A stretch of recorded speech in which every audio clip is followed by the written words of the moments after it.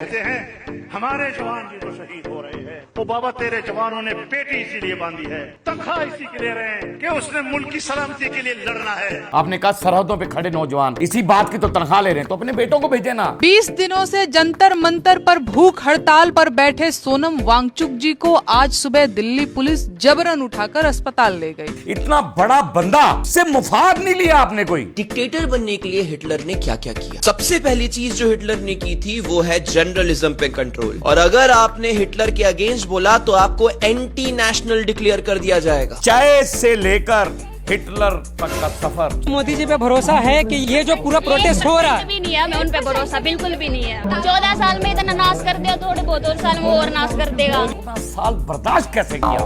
बेईमानों की सरकार है, बेईमान है, पक्के वाले देश की जनता उखाड़ कर फेंक देगी। अगर जनता सारी की सारी बाहर आ गई तो आप कुछ भी नहीं उखाड़ सकते। अस्सलाम वालेकुम नाज़रीन, मैं हूं आपका अपना सरफराज विकी अल मशहूर सुसरा। नाज़रीन, मेरे जितने भी वीलॉग आ रहे हैं आपके पास, वो उसमें मैं गुरु घंटाल को बहुत रगड़ रहा हूँ और बहुत ज़्यादा डंडा उसकी डांग में फेर रहा हूँ, क्योंकि उसने हालात ही ऐसे किए मैं। लेकिन कुछ मैं आज अपने पाकिस्तान की तरफ भी ध्यान देता हूँ, थोड़ा सा अपने मुल्क की तरफ ध्यान देता हूँ कि हमारे यहाँ भी कुछ ऐसे गलत अनासर हैं जो कि अपने मुफाद के लिए कुछ भी कर सकते हैं, यानी अपने मुफाद के लिए कुछ भी कर सकते हैं। मौलाना फजल रहमान साहब ने कुछ ऐसा बयान दे दिया कि जो कि नाकाबिले बर्दाश्त बात है। तो मैं पहले वो क्लिप दिखा देता हूँ आपको। कहते हैं हमारे जवान भी तो शहीद हो रहे हैं। ओ बाबा तेरे जवानों ने पेटी इसीलिए बांधी है, तनख्वाह इसी के ले रहे हैं कि उसने मुल्क की सलामती के लिए लड़ना है। तुम मेरे खून पसीने के टैक्स से इसी बात के लिए तो तनख्वाह ले रहे हो। क्या बात है मौलाना साहब। मैंने ये प्रोग्राम आपके ना बहुत सारे किए हैं, रोड पे भी किए हैं। आजकल मैं ज़रा गुरु घंटाल की तरफ ध्यान दिया हुआ था। मैं आपको ये बताऊं, आपका कौन सा खून पसीना है, कौन सा आपका खून पसीना है? अरे खून पसीना तो आपने अवाम का निचोड़ लिया, आप लोगों ने अवाम का खून पसीना निचोड़ लिया। और आप ऐसे एक शख्स हैं, पूरे पाकिस्तान में एक ऐसे शख्स हैं आप कि जहां आपको मुफाद नजर आता है वहीं पर आप चले जाते हैं। आप उठाते हैं तो नून लीग में शामिल हो जाते हैं, आपका दिल चाहता है पीटीआई में शामिल हो जाते हैं, आपका दिल चाहता है किसी और जमात में। आप कहां कहां जलील नहीं हुए, आप कहां कहां बेचैन। और खून पसीना कह रहे हैं, मेरे खून पसीने से आपको पसीना आया कहां है? आपका खून पसीना निकला कहां है? मुझे यह बताएं जरा, क्या आपने कोई अवाम के लिए कोई मजदूरी की है? अगर आप कहते हैं कि मेरे खून पसीने से वो फौज जो फौजी हमारे सरहदों पे खड़े हैं, पसीने तो उनके निकल रहे हैं, अपनी जानों को हथेली पे लेके खड़े हुए हैं और उनके पसीने निकल रहे हैं, वो वहां पर हमारी हिफाजत कर रहे हैं। अगर आप कह रहे हैं कि जी अगर आप टैक्स की, हमारे टैक्स से, देखें आपका टैक्स, आपने कितना का टैक्स दे दिया है? क्या टैक्स देते हैं आप? टैक्स क्या देते हैं? आप असेंबली में जाते हैं तो वहां भी आपको क्या खून पसीना निकलता है आपका? वहां पर कौन सा ऐसा पसीना निकलता है? आपने कहा सरहदों पे खड़े नौजवान इसी बात की तो तनख्वाह ले रहे हैं, तो अपने बेटों को भेजे ना। आप चले जाएं, सरहद पे खड़े हो जाएं, पैसे जो मिलते हैं तो आप जाएं। मैं अपने बेटे को भेजने के लिए तैयार हूं, आप में है हिम्मत? मैं अपने बेटे को भेजने के लिए तैयार हूं। मेरे 3 बेटे हैं अल्हम्दुलिल्लाह। मैं अपने बेटों को भेजने के लिए तैयार हूं, तीनों को भेजने के लिए सरहद पे तैयार हूं। अपने मुल्क की हिफाजत करें, वो जाके तनख्वाह भी ना दो, छोड़ो अपने। ये उनके अंदर हुब्बल वतनी है। तनख्वाह की फिक्र किसको होती है यार? कोई माँ बाप अपने बच्चे को भेजता है मरने के लिए आप मेरे तो पैसे मिल रहे हैं, तनख्वाह आएगी तुम्हारी, तुम जाओ मौत के मुंह में जाके ना लड़ो और मरो, मरने के बाद हमें पैसे मिल जाएंगे। कोई ऐसा है माँ बाप? अरे ये उनके हौसले हैं, ये हुब्बल वतनी है, ये मुल्क से प्यार है, ये अपने मुल्क से प्यार है, अपने मुल्क के लिए जाने कुर्बान करते हैं, वो अपने मुल्क की हिफाजत करते हैं, पाकिस्तान से मोहब्बत करते हैं। आप लोगों ने तो पाकिस्तान को लूटा है, आप लोगों ने तो मुल्क का बेड़ा गर्क किया है। आप तो वो घटिया लोग हैं कि आपने हर जगह, कहां से आपने नहीं, ये इतने महल कहां से बन गए? 300 कनाल जगह आपने खरीदी, कहां से खरीदी? लोग आपको डीजल के नाम से भी पुकारते रहे, तो मैं नहीं पुकारूंगा, क्योंकि मेरे लिए आप काबिल इज्जत हैं। आप डीजल मैं नहीं कहूंगा, मैं मर जाऊंगा लेकिन आपको डीजल नहीं कहूंगा। मौलाना डीजल कभी नहीं कहूंगा आपको। क्योंकि मुझे डीजल कहने की ज़रूरत ही नहीं है। मैं क्यों कहूँ यार, आप मेरे बड़े हैं। ये तो पागल हैं जो लोग आपको मौलाना डीजल कहते हैं। मैं तो नहीं कहूँगा मौलाना डीजल, मुझे तो शर्म आती है मौलाना डीजल कहते हुए। मैं कभी भी आपको मौलाना डीजल नहीं कहूँगा। एक ऐसा करैक्टर था जो दुनिया में, मसलन वो जो 3 इडियट में आमिर खान ने उसका रोल किया और बड़ा ज़बरदस्त रोल किया, और आज वो काफ़ी 15 दिन से भूख हड़ताल पर बैठे हुए थे।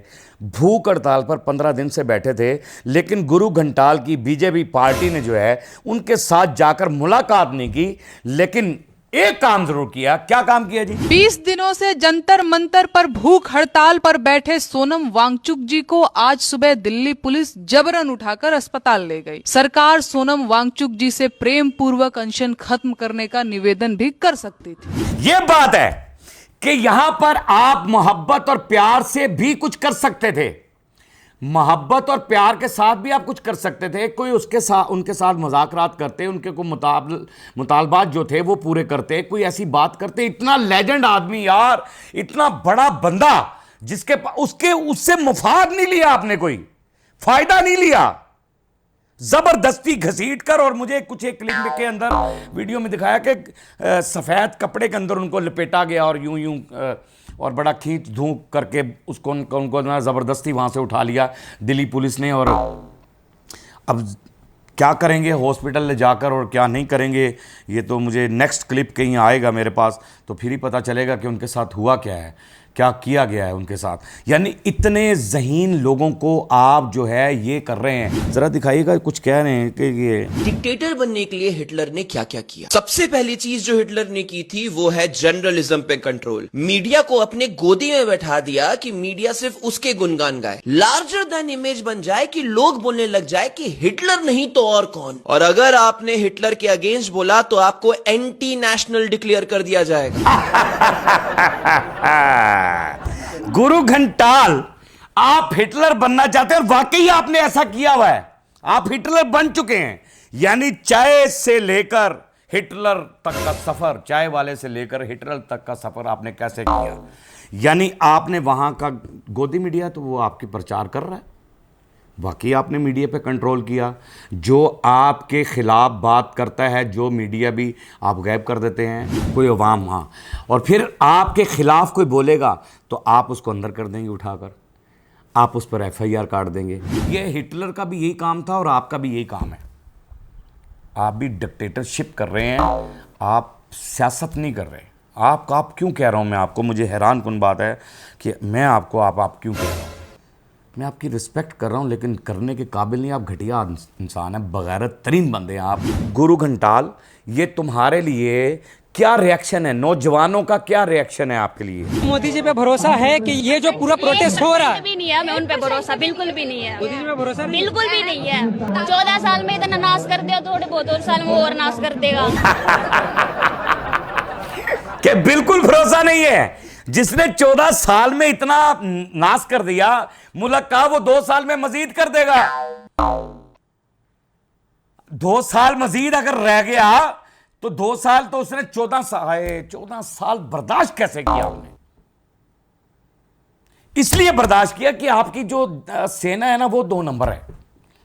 2 नंबर, 3, 4, 5, 6, 7 नंबर कर दो। गंदी तरीन सेना है आपकी, गंदी तरीन, ऐसी घटिया सेना कि जिसने 14 साल इस बंदे को आपके ऊपर मुसल्लत करके रखा हुआ है, 14 साल से, और बेड़ा गर्क करता जा रहा है, करता जा रहा है, करता जा रहा है। बाहर जाके तमाशे करता है, खिकी करता है, बाहर जाके कभी बैंड वो बजा रहा है, कभी फला कर रहा है, कभी कुछ कर रहा है।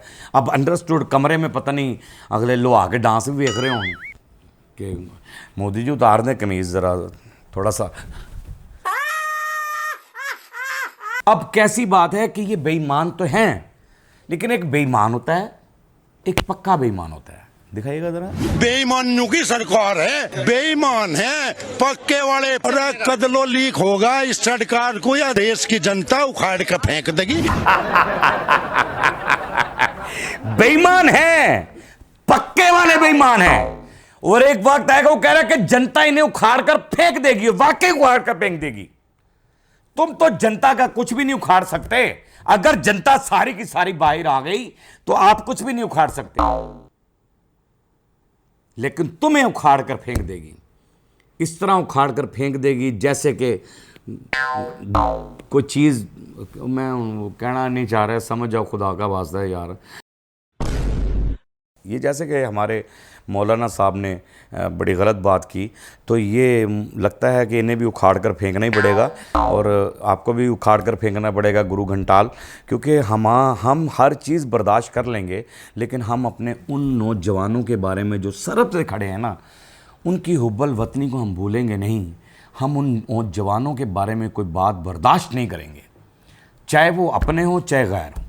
हम उन नौजवानों के बारे में जो है ना कोई बात बर्दाश्त नहीं करेंगे, क्योंकि वो नौजवान हमारी आंखों के सितारे हैं, वो नौजवान हमारे लिए काबिल एहतराम हैं। वो नौजवान तनख्वाहें लेकर कौन अपने बच्चों को मरवाता है यार? ये तो वतन से प्यार होता है कि मैं बड़ा होकर फौजी बनूंगा, मैं अपने मुल्क के लिए खिदमत करूंगा, मैं अपने मुल्क के लिए ये कर दूंगा, वो कर दूंगा, मैं अपने मुल्क के लिए कुर्बान हो जाऊंगा। ये जज्बा होता है, ये जज्बा होता है।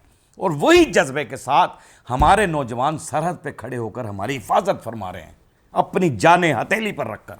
उन्हें तो सलूट मारना चाहिए, उन्हें हमेशा सलूट मारना चाहिए। अरे हमारे टैक्स से तनख्वाहें जा रही हैं, आपके खून पसीने की तनख्वाहें नहीं जा रही हैं, हमारे खून पसीने की जा रही हैं, तो आप मामे लगते हैं। छोड़ दें, हमारा मुल्क महफूज हाथों में है। अल्लाह उन महफूज हाथों को कायम और दायम रखे। पाक आर्मी जिंदाबाद थी, जिंदाबाद है और जिंदाबाद रहेगी। पाकिस्तान जिंदाबाद था, जिंदाबाद है और जिंदाबाद रहेगा। इंशाअल्लाह ताला जिंदाबाद रहेगा। बाकी हंसते रहें, मुस्कुराते रहें, हंसी वाली ज़िंदगी गुजारें। कभी किसी की दिल आज़ारी मत कीजिएगा। इज़्ज़त दें, इज़्ज़त लें, मोहब्बत बांटें और मोहब्बत हासिल करें और परवरदिगार पर यकीन रखें, क्योंकि सब ताकतें मेरे रब के अंदर हैं और वही सब कुछ कर सकता है। बेशक वही सब कुछ कर सकता है। हमने आपके लिए व्हाट्सएप भी बनाया, टिकटॉक भी बनाया, फेसबुक भी बनाई है, उसे भी फॉलो कीजिएगा। मस्त के चैनल को सब्सक्राइब करते रहें, लाइक करते रहें, कमेंट्स करते रहें और घंटी दबाना मत भूलिएगा, क्योंकि ससुर आपके साथ है और जब तक जिंदा है तब तक आपके साथ है। अल्लाह हाफ़िज़।